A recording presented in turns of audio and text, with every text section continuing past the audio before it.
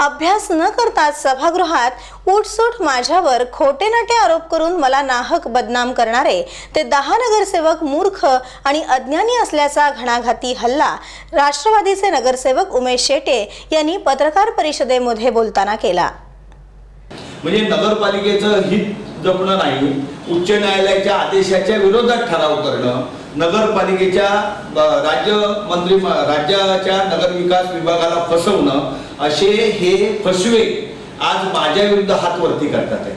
त्यांनी त्यांचा स्वतःचा इतिहास तपासून पाहावा की आपण लुटारू, फसवे आणि लबाड आहेत असं माझं वैयक्तिक मत आहे। ज्यांनी ज्या 10 लोकांनी हात वरती केला त्याच्यातले 3-4 लोक नवीन आहेत, पण उर्वरित जे लोक आहेत 6-7 लोक, त्या 6-7 लोक हे लुटारू, फसवे आणि लबाड आहेत।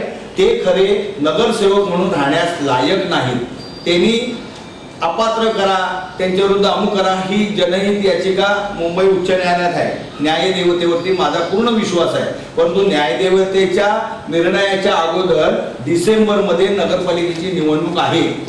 लोकच त्यांना घरी पाठवून अपात्र करतील। मी काय करण्याची गरज नाही असं माझं वैयक्तिक मत आहे। अधिक माहिती देताना ते पुढे म्हणाले की नगराध्यक्ष महेंद्र मयेकर आणि शिवसेनेचे नगरसेवक येणाऱ्या निवडणुकीत आपला टिकाव लागणार नसल्यानं मला राजकारणातून संपवण्याचा प्रयत्न करत आहेत असं ते म्हणाले। अजेंडा विषय काय घेतला गेला?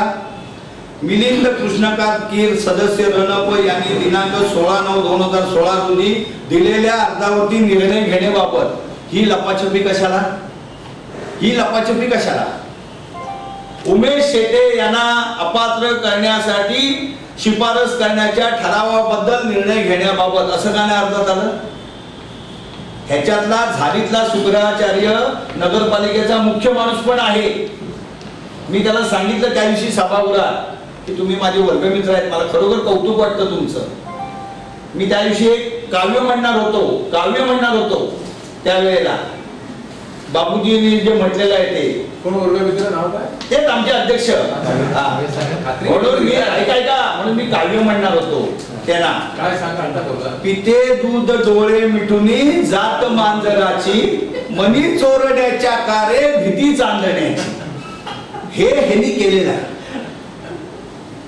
गेल्या काही दिवसांपासून रत्नागिरी नगरपालिकेत सुरू असलेल्या राजकीय आरोप प्रत्यारोपानं आता युद्धाचं स्वरूप घेतलं असून त्यामध्ये उमेश शेटे आक्रमक झाले असून त्यांनी पत्रकार परिषदेमध्ये आपल्या शैलीत विरोधकांवर चांगलाच प्रहार केलाय। त्याच्यात एका सदस्याने मला म्हटलं, मी आजपर्यंत अनेक सम्राट बघितले, नट सम्राट नाही गेले, पण मला अभिमान आहे, मी नट सम्राट आहे त्याचा मला अभिमान आहे। मी जरी टॉप मोस्ट होतो, नट सम्राटनी काय केलं? त्यानं तत्वाशी तडजोड केली नाही। वडापाव खाण्याची वेळ आली, टॉकीजच्या बाहेर बूट पॉलिशवाल्याकडून वडापाव खाल्ला, पण तो तत्वाशी ठाम राहिला। त्याची घरात चांगली प्रॉपर्टी होती, पण गेली मला नट सम्राट म्हटलं। ते कोण आहे? फडावर नाचणारी जी बाई आहे, एका उदर जी जिरे ती जी जिरे, एका उदर जी जिरे जी जिरे, घेतले हे आम्हाला आमच्यावरती टीका करताना हे लक्ष आहे की नाही सांगा? त्यांना स्वतःचं मत आहे का? असेल तर त्यांनी जाहीर करावं। आणि मी म्हणतो, मी चॅलेंज देतो, मी एकमेव माणूस असा आहे की मी कुठेही जाऊन उभा राहू शकतो, त्यांनी राजीनामा देऊन उभा राहून दाखवावं। मला संपवण्याचा विरोधकांनी कितीही डाव रचला तरीही शहरातील जनता मात्र माझ्या बरोबर असल्यानं तीच मला न्याय देईल असा विश्वासही उमेश शेटे यांनी पत्रकारांजवळ बोलताना व्यक्त केला। ज्यांनी कुणी माझ्यावरती आरोप केले, वृत्तपत्रात बातम्या आलेल्या आहेत, मला एवढंच सांगायचं आहे, माझं त्यांना जाहीर आव्हान आहे, तुम्ही हे बेचेस करून दाखवाच। लोकांची दिशाभूल करण्याचं काम आता नगरपालिकेला उभा राहिलो, तुम्ही होता तालिम्याकाजी राजवाड्यातल्या सभेमध्ये उमेश शेटेंची आमच्याकडे 50 प्रकरण आहे। उमेश शेटे पुढची 20 वर्ष नगरपालिकेची निवडणूक लढवू शकत नाही। उमेश शेटेंनी अशा मशिदीवरती दगडी मारल्या, अशा मशिदीवरती अमुक गोळे फेकले, तुम्ही ऐकलंच नाही। पण जनता त्यांच्या भूलथापांना बळी पडणारी नाही, जनता माझ्याबरोबर आहे।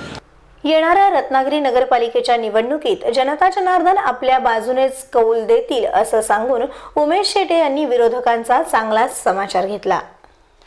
आणि मी म्हणतो, मी चॅलेंज देतो, मी एकमेव माणूस असा आहे की मी कुठेही जाऊन उभा राहू शकतो, त्यांनी राजीनामा देऊन उभा राहून दाखवावं।